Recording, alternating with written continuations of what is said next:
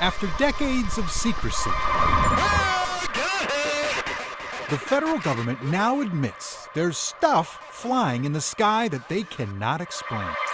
My feeling is that there is clearly something there.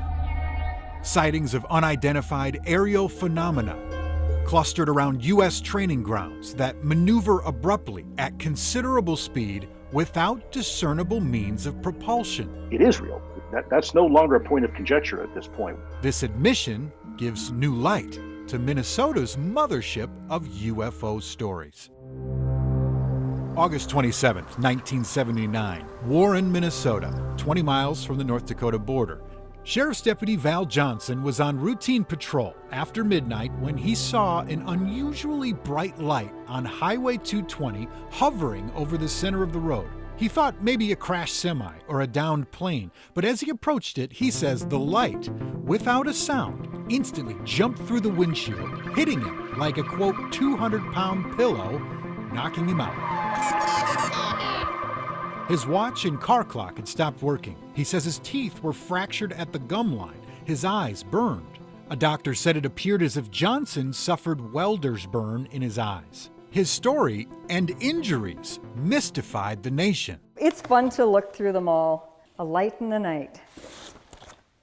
The X-Files of the Red River Valley. But there's another piece of evidence that to this day brings the curious to the Marshall County Historical Society Museum. This is the big thing that they come to see from all over the United States. People have come to see this car. Val Johnson's squad car, damage and all, remains. Whatever hit him started with a broken headlight, and up here there is a weird dent right in the top of the hood, broke the windshield, hit the reflector, and bent both of the antenna.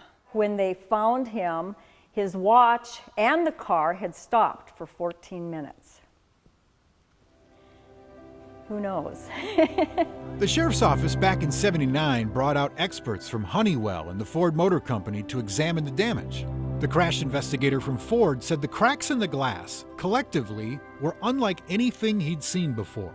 No one in 42 years has been able to take all those facts and create a reasonable explanation as to what happened, including Val, who in 1980 said, quote, "Upon reflection, we've come to the conclusion that perhaps the Creator has made other things we can't readily see or readily identify, and perhaps this is one of the things we encountered on the road."